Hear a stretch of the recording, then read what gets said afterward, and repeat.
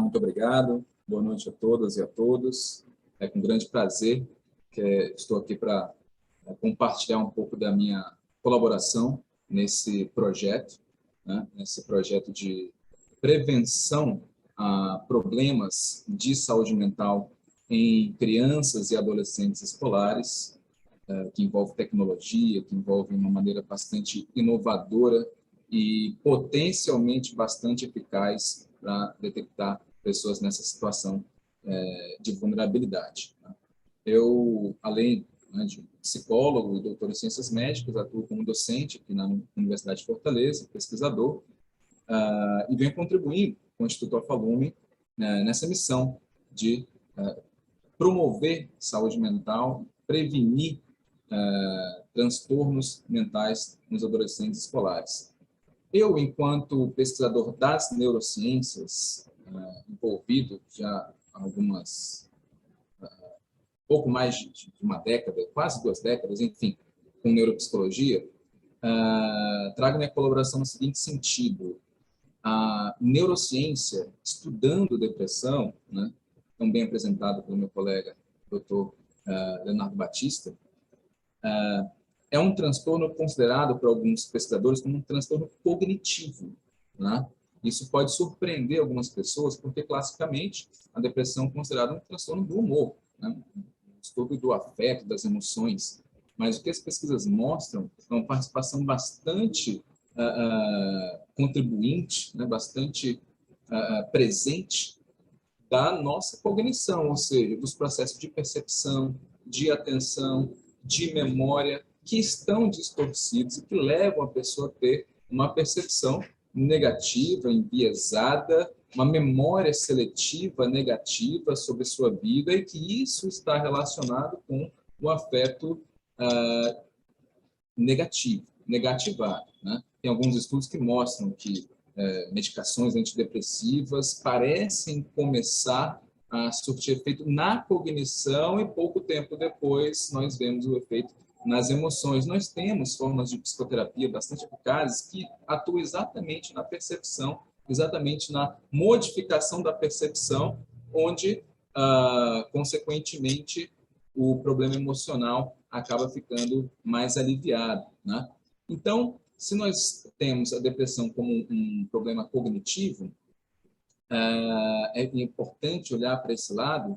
As pesquisas falam de uma especificidade maior nesse campo, que colocam a depressão como um transtorno onde as funções executivas também estão bastante prejudicadas, né? O que seriam as funções executivas? As funções executivas são um conjunto de funções psicológicas que estão bastante relacionadas com o autocontrole, né? Com o controle do próprio comportamento, com a autorregulação emocional, com o planejamento, com a capacidade de retenção de ideias e manipulação de ideias, de controle inibitório, de flexibilidade, né? De modificação, né, do seu pensamento, da sua atenção, enfim.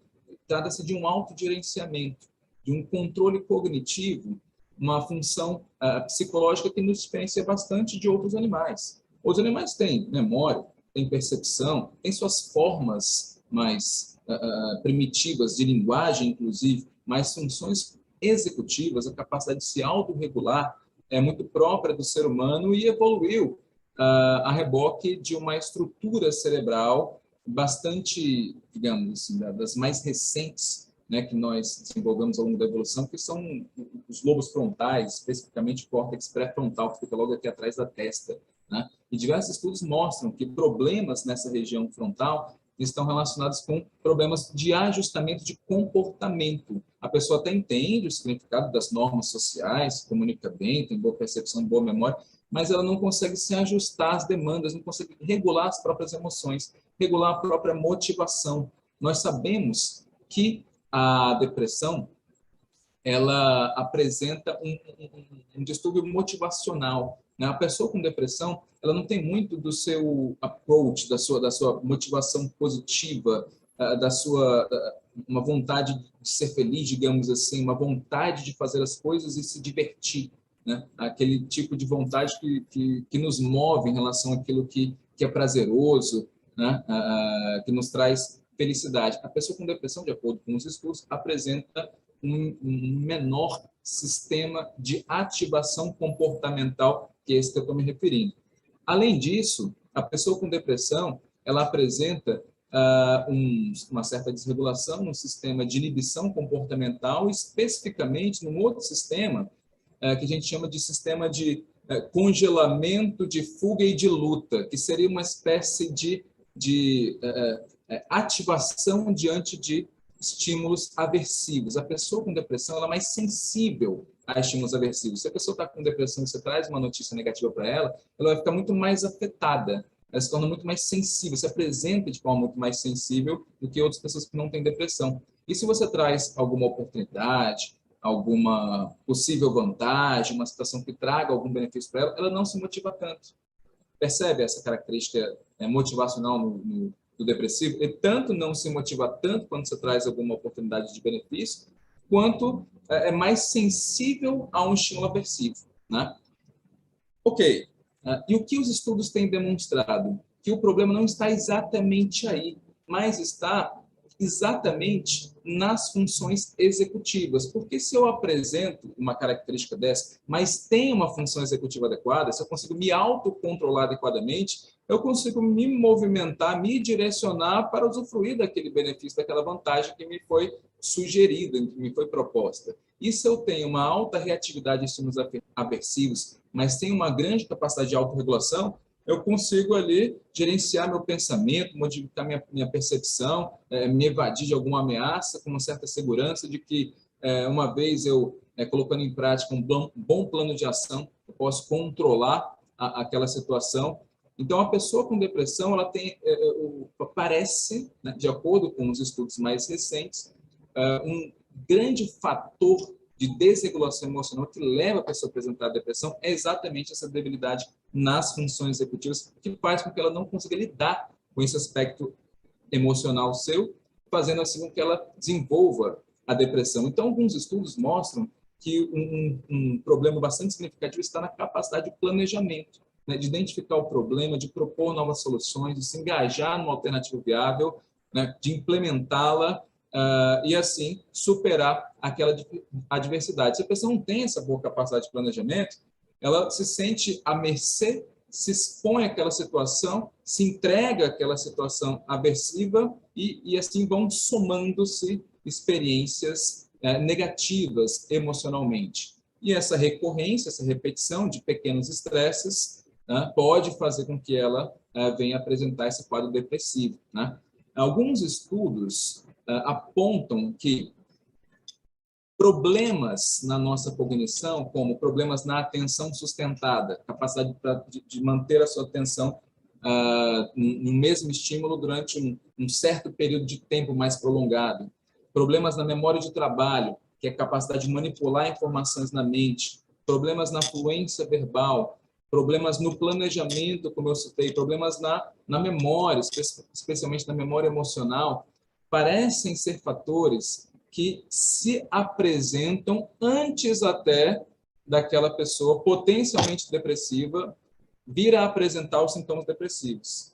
Então, o que a literatura nos indica, né, alguns estudos têm apontado isso, é que antes da pessoa manifestar um seu quadro depressivo, ela já apresenta algumas características que, em medicina, né, na linguagem médica, a gente chama de pródromo, né, algumas características que vão indicar o surgimento de um outro transtorno mais à frente, né? Então, é nesse ponto que a gente, onde eu entro, né, com minha contribuição, e aqui no contexto, né, desse game proposto pelo Alpha Lumen, que é trazer para o game alguns desafios cognitivos, né? O jogador, né, vai interagir com o cenário, com os desafios, e vai ser apresentado alguns desafios onde ele precisa resolver.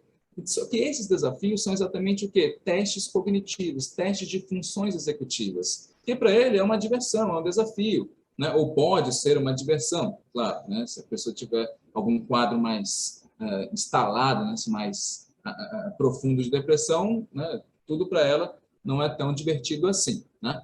mas no contexto de um game, no contexto de um jogo, algo que é divertido, que envolve entretenimento, ele vai manifestar aquela capacidade, aquela habilidade cognitiva ou executiva, e a gente quer testar essa hipótese. Será que aquelas pessoas com pior desempenho, aqueles adolescentes que, considerando todo o volume de dados que nós obtivermos com os praticantes, né, que nos forneceram os dados, aquelas pessoas que obtiverem médias inferiores, resultados inferiores à média daqueles adolescentes da sua faixa etária, né, será que essas pessoas estão mais vulneráveis à depressão? Apresentam já uma média de sintomas depressivos maior do que as outras? A gente quer validar essa ideia. De acordo com a literatura, né, em depressão, cognição e depressão, de cognição e depressão em adolescentes, parece que essa é uma estratégia potencialmente eficaz para estar identificando pessoas com essa vulnerabilidade. E assim, uma vez validando essa ideia, eu penso no tremendo benefício que isso gerará para a nossa sociedade de podermos estar identificando adolescentes, crianças em risco de depressão antes daquela situação se manifestar através do desempenho apresentado pelo adolescente ou criança envolvendo-se nesse jogo, né? Muitos desafios de estudos científicos nessa área falam de estudos com amostras pequenas, estudos com uma faixa etária muito alongada, sei lá, de 8 a 17 anos, né? Ou estudos voltados para amostras clínicas de crianças e adolescentes já diagnosticados com depressão. E nós sabemos, como o próprio Dr. Leonardo comentou, que a identificação desse fenômeno, dessa psicopatologia em adolescentes e crianças não é tão comum. Então, existe um subdiagnóstico nessa área. Portanto, aquelas pessoas que recebem esse diagnóstico não representam toda a classe de adolescentes e crianças que apresentam aquele problema, né? Então, as pessoas que hoje têm, as crianças e adolescentes que hoje têm o diagnóstico, não são representantes fidedignos da classe de crianças e adolescentes que, de fato, apresentam depressão na comunidade, né? Esse jogo, essa iniciativa do Instituto Alpha-Lumen vai suprir todas essas lacunas, porque, na medida que a gente dissemina de forma gratuita para escolas públicas, sob o suporte de psicólogos devidamente treinados, nós estaremos aplicando e propondo com que esses adolescentes e crianças escolares joguem esse jogo e assim a gente possa observar esse desempenho. Veja o volume de dados que nós teremos, veja a possibilidade que nós teremos de fazer análises estatísticas separadas por faixas etárias específicas, com amostra de base populacional e que não esteja diretamente ligado a uma condição clínica que apresenta aquela restrição que eu citei. Então, nós temos uma grande oportunidade em mãos de contribuir de modo significativo com esse fenômeno que, infelizmente, se apresenta de forma crescente na sociedade. Crianças e adolescentes, de uns anos para cá, já vinham apresentando índices cada vez maiores de sintomas depressivos. E com a pandemia, isso parece ter aumentado significativamente. E é uma questão silenciosa. Geralmente, pais e professores não estão preparados, não estão sabendo identificar a depressão pelos motivos que o doutor Leonardo colocou, né? A depressão não se apresenta da maneira clássica nas crianças e adolescentes. É uma outra forma de se apresentar, né?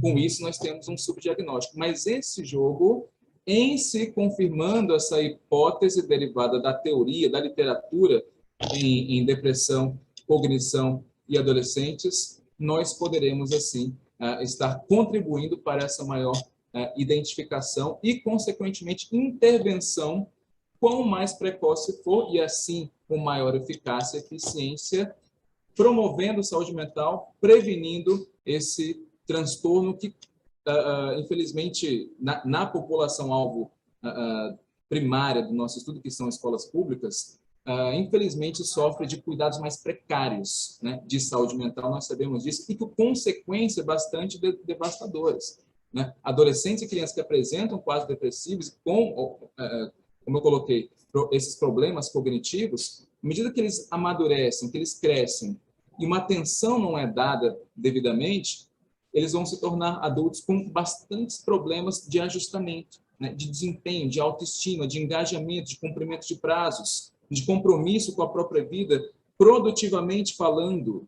Então, as consequências são bastante diversas, um fenômeno bastante crescente e silencioso, e que essa plataforma digital, de forma lúdica, de forma inovadora não só a partir da tecnologia utilizada, mas a partir também das ideias a serem testadas derivadas da literatura, pode contribuir sobremaneira, e para mim é um orgulho estar aqui participando desse evento, estar contribuindo, dando a contribuição minha enquanto neuropsicólogo para o desenvolvimento do jogo Lendas de Triskel. Muito obrigado pela atenção.